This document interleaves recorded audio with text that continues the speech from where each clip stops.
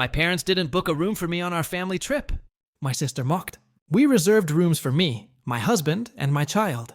We're the real family. I stared at her glossy smile, then breathed in steady. Then I'll leave. No raised voice, no scene.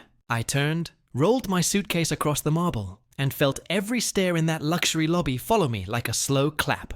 Backstory? Fine. I live alone in Chicago. I work in pharmaceutical research. I earn well, and I pay my own bills. My grandfather taught me about money, discipline, and dignity. While my parents and sister lived on his gifts, their posts were glamorous. Their balance sheets were not. But every Thanksgiving, I still showed up. I still brought a little gift for my niece. And every year, the subtle digs got louder.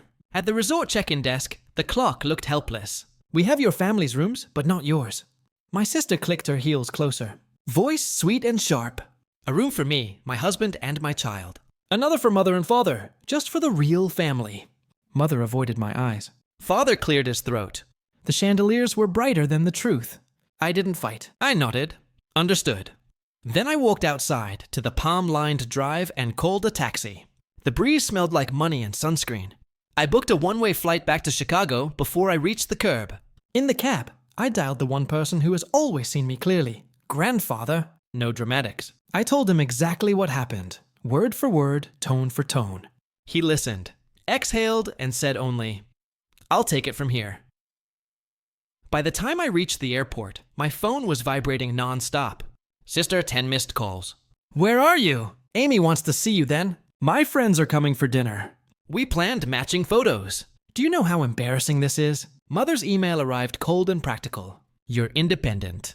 If you can afford it, get your own room. Father chimed in. Your sister has a family to think about. Stop making it about you. I turned my phone face down on the tray table and watched the runway. Lights smear into gold. 30 minutes after takeoff, Wi-Fi pinged with a new email from grandfather to all of us. The subject line was plain. The message was not. Today, the Walker family showed a lack of dignity. Effective immediately. All financial support to mother, father, and sister is suspended. One sentence study as a gabble. Then the details. The retirement home deposit on hold. The medical subsidies terminated. The monthly transfer that kept my sister's lifestyle afloat. Gone. Those who confuse image with word, he wrote, will relearn the difference. I didn't forward it. I didn't add a single comment. Panic landed before the plane did. Sister's voicemail cracked, breathless. Answer. Please talk to him. I can't cover the mortgage. Tuition is due Monday. I didn't mean it like that. Please. Mother's tone flipped on a dime. We were wrong. We need you to call him. Your father's medication then, Father. Softer than I've ever heard him. We made a mistake. Help us fix it. I sipped water and watched the clouds. I remembered the pearl hair clip in my bag, the one I'd planned to give my niece at dinner. I pressed the box shut and slid it deeper into my carry-on. Back in my Chicago apartment, I brewed tea. The city outside glittered like a calm apology. My phone filled itself with frantic math. We can't get a poll. A $50,000 deposit back. Mother wrote, we have to pay premiums out of pocket. Sister again, I'll sell the bag. I'll return the shoes. Just make him listen. Another message. He says he found credit cards I hid. He's furious. I set the phone down and opened my laptop to Monday's research schedule. The kettle hissed. Snow started soft and slow. I didn't block them. I didn't gloat. I didn't reply. 2 days later, a final note came from grandfather just to me. Proud of your composure. Silence teaches. I answered with a single line. Thank you for seeing me. And closed the thread. A week passed. My sister's Instagram went dark. The stage tables, the rented smiles, the captions about gratitude gone. Mother's tone shifted from blame to weary honesty. Father admitted what I already knew. They'd confuse comfort with character. As for me, I went to work, came home, paid my card in full, slept like a person who finally shut the right door.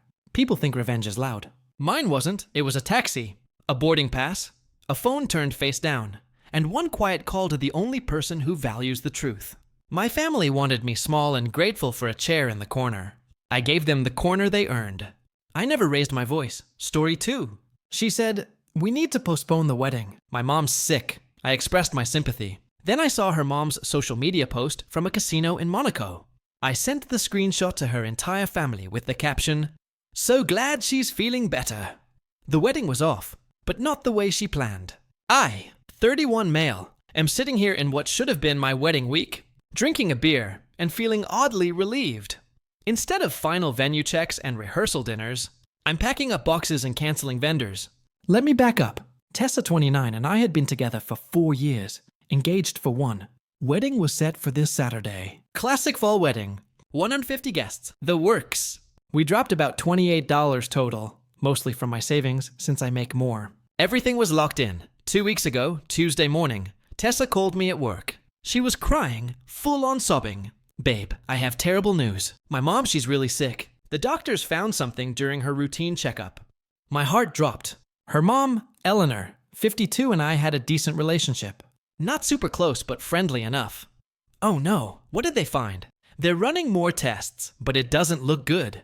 She's really scared and needs me. I hate to ask this, but can we postpone the wedding? Just until she's better.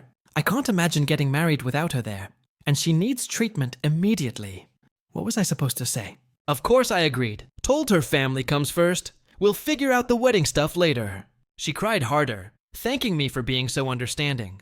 The next few days were a blur of cancellation calls. Lost deposits everywhere. Venue 5K, catering 3K, flowers 15K. The photographer was cool and said we could apply the deposit to a future date. Small victories, right? Tessa was staying with her mom to help out, barely responding to texts. When she did, it was short. Mom's resting or at the hospital. Talk later. I offered to come help, bring food, anything. She said her mom was too weak for visitors and didn't want anyone seeing her like that. I was worried sick. Sent flowers to their house with a get well card. Tessa texted a quick thanks. Mom appreciated it. Then came Sunday night. I was mindlessly scrolling Instagram when I saw it. My buddy Derek had shared a story from some luxury travel account. The post was showcasing the Casino de Monte Carlo in Monaco. Beautiful sunset, shot champagne the works, and there in the third photo of the carousel at a roulette table was Eleanor laughing, holding a martini wearing a designer dress. The post was from that day time-stamped 6 hours ago. I stared at my phone for probably 10 minutes.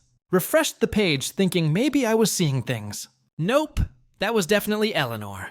I knew that laugh, that jewelry she always wore. Then I noticed who was tagged in the photo. Eleanor Style 55. Her actual Instagram that I followed, but she rarely posted on. Clicked on her profile. She'd been posting stories. You know, the ones that disappear after 24 hours. Except she forgot one thing. I could see them.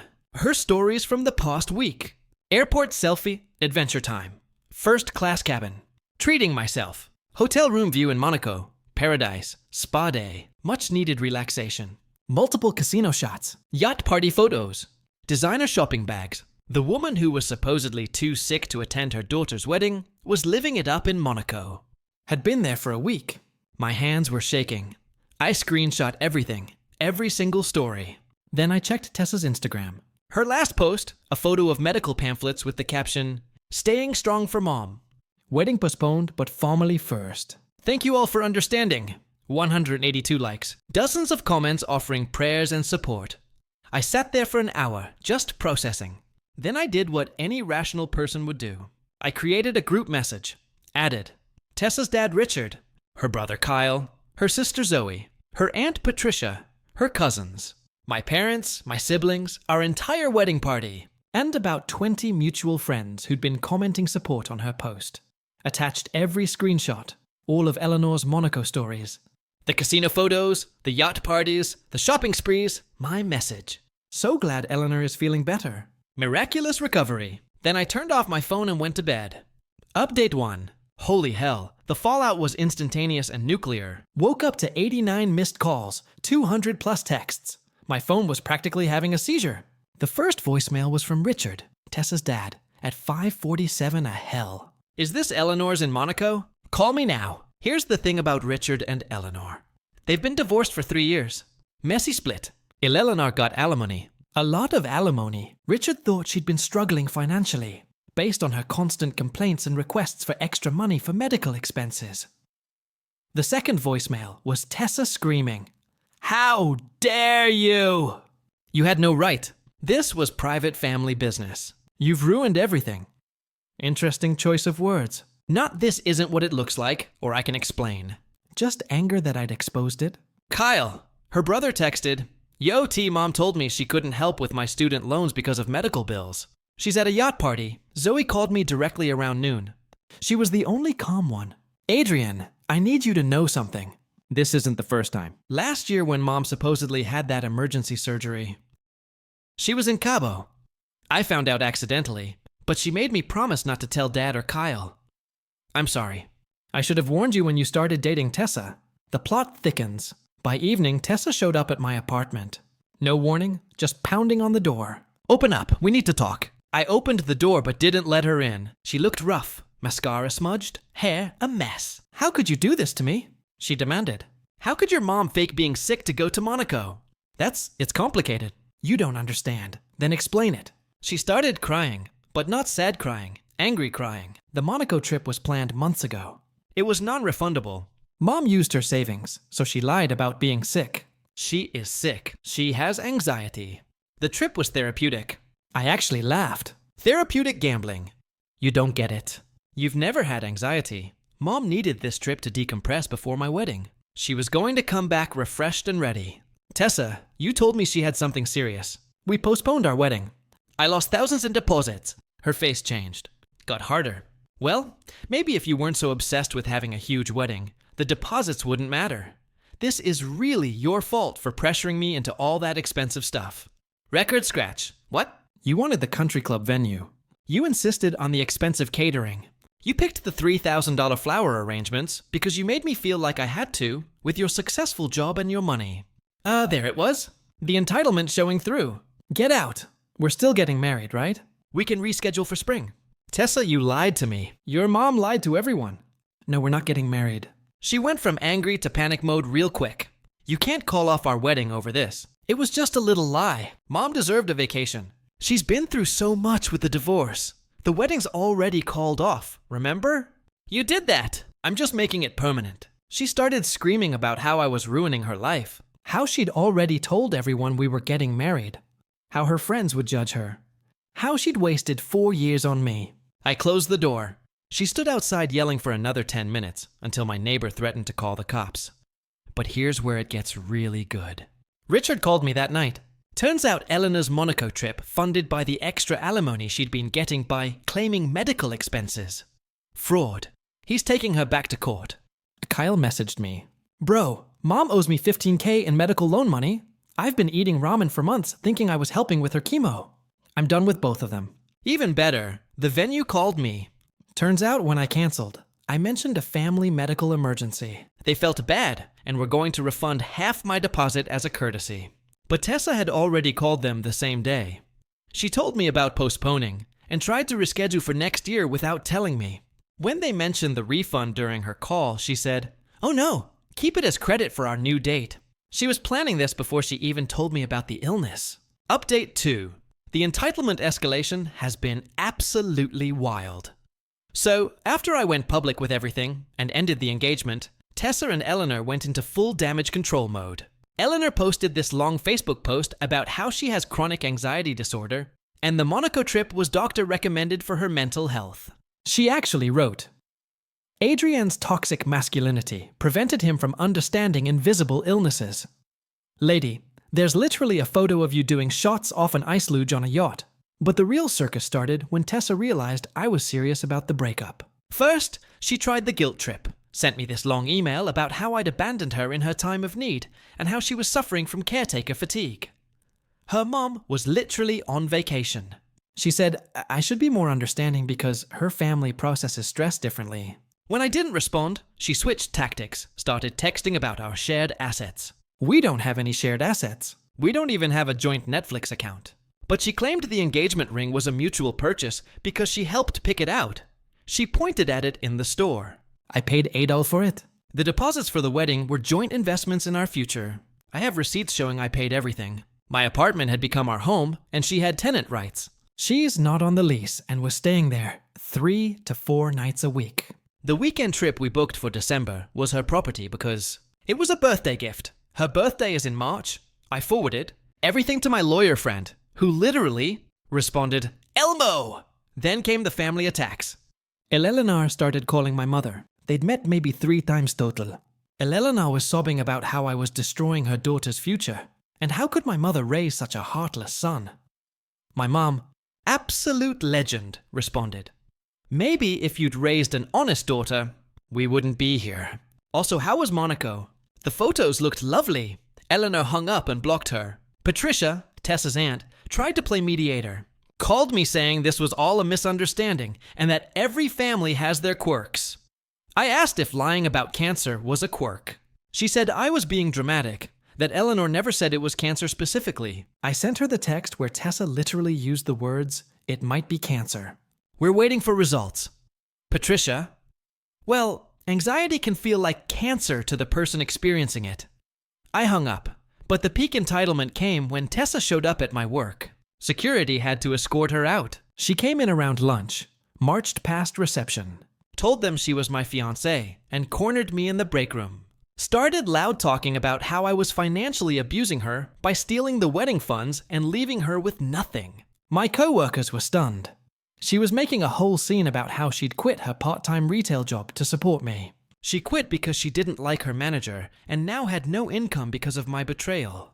Security arrived. She told them she was my fiancé and had a right to be there. They asked me if this was true. Ex-fiancé, and no, she doesn't. As they escorted her out, she screamed, "You'll pay for this." My mother knows lawyers. Plot twist from Zoe, still the only sane one. Eleanor doesn't know lawyers. She knows a paralegal from her book club who does real estate closings.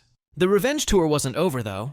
Remember those wedding deposits I lost? Well, I started calling vendors to see if anything could be salvaged. The photographer was still cool about applying credit to future events. The caterer had actually felt bad and offered a partial refund when I explained the situation. But the venue was interesting. Turns out Tessa had called them again, this time pretending the wedding was back on. Tried to access the credit she thought was there. When they told her I'd officially cancelled and requested any possible refund be sent to me, she lost it, started threatening to leave bad reviews, saying they were stealing from a bride, etc. They recorded the call, sent it to me as a courtesy with a note. We're refunding your full deposit. Nobody should have to deal with this. Cocaine back in my pocket, and a recording of Tessa screaming at a venue coordinator about how they were ruining her special day, and she'd make sure no one ever books there again. I forwarded the recording to Richard, not to be petty, but because he deserved to know what his daughter had become. His response? I'm sorry, Adrian. I failed as a father. Eleanor poisoned her with this entitlement. I'm cutting them both off. Final update. It's been a month since the wedding that never should have happened. Time for the final update because this story needs its ending. After the work incident, I knew I needed a restraining order. Filed the paperwork with documentation of her showing up at my home and work, the harassing messages, and the recordings from the venue. Granted, temporarily, court date set for permanent one. But Tessa couldn't help herself. 2 weeks ago, she created a fake Instagram account and started messaging my female co-workers, telling them I was abusive, that I'd stolen from her, that I'd isolated her from her family. One co-worker, Harmony, immediately forwarded me the messages. The messages were unhinged, claimed I'd forced her mother to go to Monaco to separate them, said I'd manipulated the wedding vendors to keep their money, accused me of emotional abuse for exposing family medical information. Then she made her biggest mistake. She messaged my ex, Jenna, who I dated before. Tessa, still friendly. We grabbed coffee sometimes. Tessa knew this and had always been jealous. Tessa told Jenna that I'd been cheating with her throughout our relationship. That's why I'd canceled the wedding, because I was planning to leave Tessa for Jenna. Jenna, absolute hero, played along. Got Tessa to admit in writing that she'd lied about her mom's illness, that the whole thing was planned, that she'd wanted to postpone the wedding because, wait for it, she'd been talking to her ex, Dimitri. He'd been going through something, and she wanted to be there for him, without the pressure of wedding planning. The Monaco trip, Eleanor had invited Dimitri. They were all there together. The family photos Zoe found later confirmed it. There's Dimitri in the background of the yacht party. Tessa was planning to use the postponement to figure out if she wanted to get back with Dimitri. If not, she just rescheduled the wedding with me for spring. I was the backup plan. Jenna sent me everything. Then posted it all on her public Instagram with the caption, "When the trash takes itself out." It went semi-viral in our city. Tons of people knew about our wedding, had been invited, had sent gifts. The humiliation was complete. But wait, there's more consequences. Remember Richard taking Eleanor back to court? Well, the Monaco documentation I provided was Exhibit A. Turns out she'd claimed medical expenses for the exact date she was traveling. Fraud. The alimony got reversed. She now owes him money. Eleanor tried to sell her house to pay for legal fees, but Kyle, beautiful, petty Kyle, had filed a civil suit for the $15 cane dollar she borrowed under false pretenses, lien on the house. Can't sell until it's resolved. Tessa, now exposed and humiliated, tried one last Hail Mary. She contacted my cousin about buying the engagement ring from me since it was meant for her. My cousin told her I'd already sold it and donated half to a cancer charity in Eleanor's honor. I actually did this. Felt poetic. The restraining order hearing was last week. Tessa showed up with Eleanor. No lawyer. Couldn't afford one, apparently. Tessa tried to claim I was the aggressor, that I'd stalked her mom's social media and harassed her family with private information. The judge looked at the evidence, the messages, the recordings, the work incident, Jenna's screenshots. Restraining order granted. 2 years, no contact. As we left court, Eleanor couldn't help herself. Shouted across the parking lot. You'll regret this. Tessa was the best thing that ever happened to you. I stopped, turned, smiled. Tell Monaco I said hi. Current status. Tessa is living with Eleanor, who's living with her sister, Patricia, because the house is tied up in legal issues. Kyle hasn't spoken to either of them since he found out about the money. Zoe sent me a thank you card for finally exposing the truth. Richard is in therapy, genuinely working through the guilt of enabling this behavior. Dimitri apparently dumped Tessa via text after the Instagram exposure. I got back about $11 of my deposits. My company gave me extra PTO days for personal distress. Started dating Harmony from accounting last week. The one who forwarded me the first messages. She asked me out. The funniest part, last I heard from Zoe, Tessa was trying to become an influencer. Posted a video about surviving narcissistic abuse that got 12 views. The comments were all people calling her out, with screenshots of her lies. Eleanor posted about starting a travel blog. It has one post about Monaco that literally no one has read except the lawyer using it as evidence. Do I feel bad? Not even a little. They had every opportunity to be honest, to be decent, to just not lie about cancer to go party in Monaco. The bar was underground, and they still couldn't clear it.